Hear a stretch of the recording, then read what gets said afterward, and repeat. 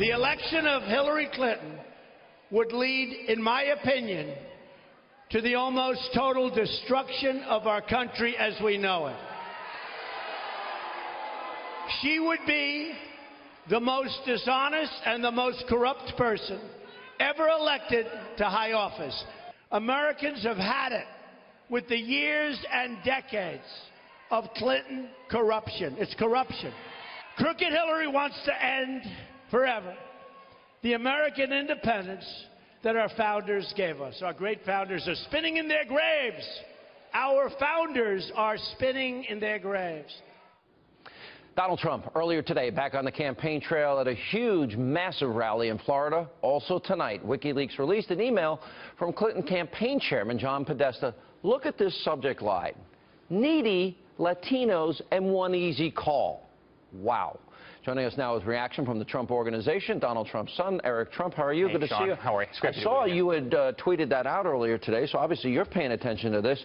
Imagine your father talked about needy Latinos.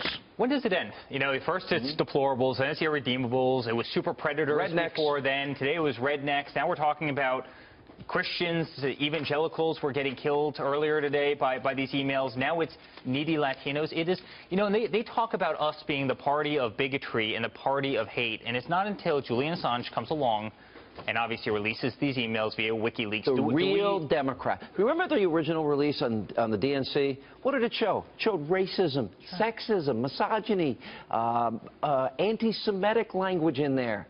And that's the very arguments they make against Republicans every 4 years. That's them. Look what else it showed. It showed corruption in Haiti. It showed that Donna Brazil was giving Hillary questions, you know, ahead of time for these debates. I mean, conspiring against Bernie. It truly shows the true level of corruption in our government. I mean, and in the Democratic Party. I mean, it's actually very, very scary. And this is serious stuff. And it's actually a real shame that most of the mainstream media isn't paying more attention to it. You do. But most of the mainstream media isn't paying attention to this because this undermines democracy. It undermines the way of our life. Eric, I have been brutalized by the mainstream media. I know. I'm a commentator. I know. I say I'm a conservative. I'm open. I'm supporting your dad for president. I'll proudly pull the lever for him. But NBC, CNBC, Univision, CNN, MSNBC fed questions to Hillary. You know, the New York Times, Boston Globe, Washington Post. They're colluding with the campaign. And they're going to criticize me, and I'm honest? Yeah. I mean, you've got corruption in the Republican establishment, the Democratic establishment, the media establishment. Your dad's up against a lot of establishment. And by the way, this is corruption of the worst form. And this is corruption that cost this country trillions of dollars. This is corruption that's cost this country lives. This is corruption that compromises national security. I mean, this is real stuff. I mean, this is real stuff. This is actions. This isn't words. And people have to be held accountable. This is the commander-in-chief of the free world. How do you hold them accountable but to elect your dad?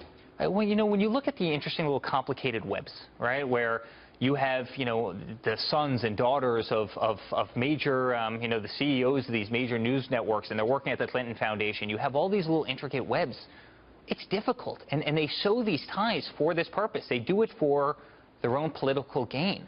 And here's what's happened in the meantime, the stats I give out on the economy. Sure. Okay, 13 million more Americans on food stamps, 8 million more in poverty, the lowest labor participation rate since the 70s, 95 million Americans out of the labor force, worst recovery since the 40s, lowest home ownership rate in 51 years, 1 in 5 American families, not one person in that family working, and we've doubled the debt. Sure. And they don't want to report that. And they don't want to report that. I say it every night. How about the scariest thing? The fact that median incomes in this country haven't gone up in 15 years. Median incomes haven't gone up. And actually, Sean, they've gone down because if you think about it, all of our expenses are higher, right? Our taxes are higher. Our utilities are higher. Health care, Obamacare is a disaster. Obamacare is up $4,100 per family since he's been president. So if you have median incomes, if people haven't gotten a raise in this nation in 15 years, and all of your expenses are higher, it's no wonder why people are working 2 and 3 jobs just to try and get back. You know that there was a stat that came out the other day, 1 in 7 Americans don't have $1,000 in savings. They're 2 paychecks away from being one of the 13 million Americans on food stamps. Yeah, and we have $20 trillion worth of national debt, which is going up exponentially. We've got $1.4 trillion in student debt. I mean, it's really incredible. How does the country absorb all of this in 27 days? No, listen, I think we've started an amazing movement. My father started an amazing movement. I mean, I've been in every single state. I just got back from Colorado yesterday. I had an amazing couple of days there. I was in Maine. I was in New Hampshire. I was in everywhere. There's a movement out there, Sean. People get it. People want... You can see the crowds. People want There's this country... enthusiasm. People want this country back. They're sick of corrupt politicians, and that's what we have in Washington, D.C. You see these closed-door deals. Look at this Russian uranium deal, where Hillary approves 20% of the United States uranium going to Russia. I mean, this is the material used to make nuclear weapons. And then the Clinton Foundation gets $145 million for it. I mean, talk about compromising national security. It's scary stuff. When you think of Hillary saying these two things, you need a public and private position, and she doesn't like the everyday Americans. It's amazing. That, to me, says everything you would need to never get elected. Well, then she also says, listen, I'll be the hardest person in the world on Wall Street. But then she goes to Wall Street and says, you'd be the perfect people to solve Wall Street's problems. But they paid her $225,000 for that speech. Amazing. And by the way, when you're an employee of the government, when you're Secretary of State, shouldn't you be working on behalf of the people of this country as opposed to giving paid speeches? You know, if you're giving hour-long paid speeches, you need to prepare, you need to travel, you need to do everything else. I mean, don't you think that's a distraction toward your job? How about 55% of the people that got to see her as Secretary of State were donors to the foundation? I know. That's called pay to play. Yeah. And then the Haiti Foundation you talked about, they literally separated a list for donors so they could capitalize on the rebuilding of Haiti. Listen, I ask a question every single day. They came out of the White House and they claimed, Bill and Hillary, they claimed they were quote-unquote dead broke. Now they're worth $250 million.